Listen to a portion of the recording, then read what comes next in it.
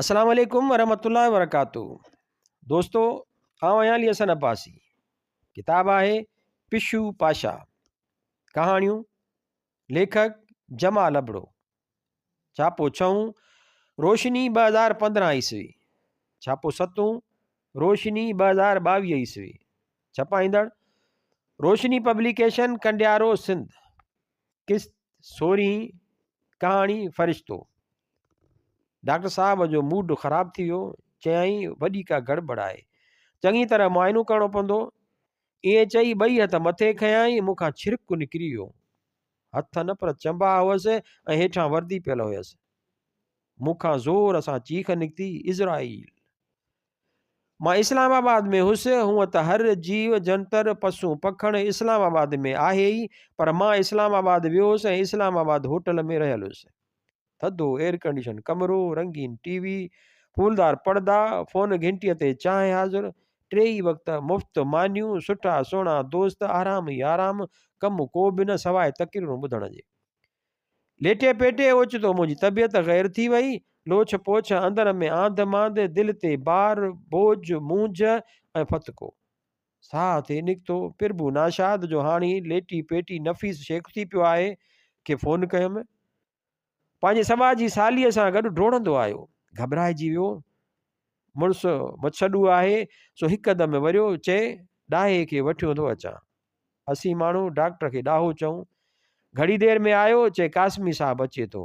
मूंखां छिरिक निकिरी वियो। नंढे हूंदे तारीख़ जे किताबनि में मोहम्मद बिन कासिम जी तस्वीर ॾिठी हुअमि। उघाड़ी तरार हथ में, लोहो टोप, घोड़े ते सवार, जंहिंजूं ॿई टंगूं मथे हवा में। ईअं कंदे उहो साहब अची वियो। ॾाढो प्यारो माण्हू। नदीम ते चयाऊं या नादिम, पर नादिम वधीक थिए लॻो। चङी तरह सां ॾिठाई, हाल अहिवाल ॿुधाई। चयाईं अदबी दॿाउ वधी वियो आहे।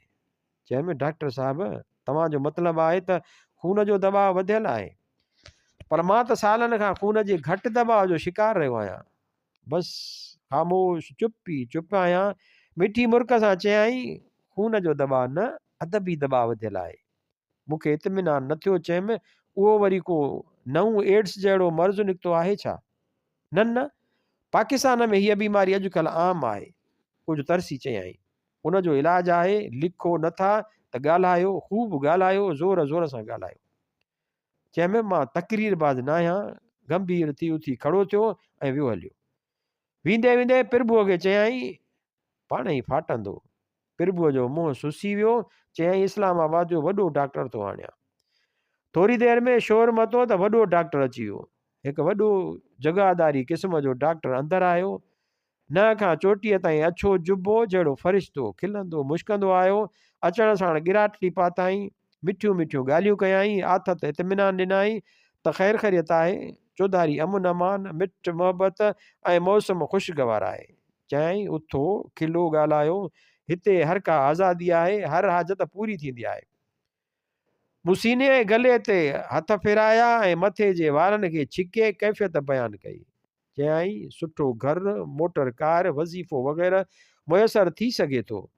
चयमि अलाह जो ॾिनो सभु कुझु आहे। कहिड़ा किताब पढ़ंदा आहियो? तारीख़, अदब, फ़लसफ़ो, सियासत? गंदा किताब साड़े छॾियो, क़ुर पढ़ो। कई दफ़ा माना सां ऐं तफ़सीर पढ़ियो अथमि। अल्लाह अल्लाह कयो, निमाज़ पढ़ो। 5 ई वक़्त बाक़ाइदगीअ सां पढ़ंदो आहियां, बल्कि शब ख़ेज़ आहियां। हज ते मोकिले सघिजे थो, कयो अथमि। सैर कयो, सवात, कागान, ज़ियारत वञूं। हिंदुस्तान पाकिस्तान बल्कि ॿाहिरियां मुल्क बि घुमी ॾिठा अथमि। रूस बि वियो आहियां। डॉक्टर साहब जो मूड ख़राब थी वियो। चयईं वॾी का गड़बड़ आहे, चङीअ तरह मुआइनो करणो पवंदो। ईअं चई ॿई हथ मथे खयाईं। मूंखां छिरिक निकिरी वियो। हथ न पर चंबा हुअसि ऐं हेठां वर्दी पियल हुयसि। मूंखां ज़ोर सां चीख निकिती, इज़राइल।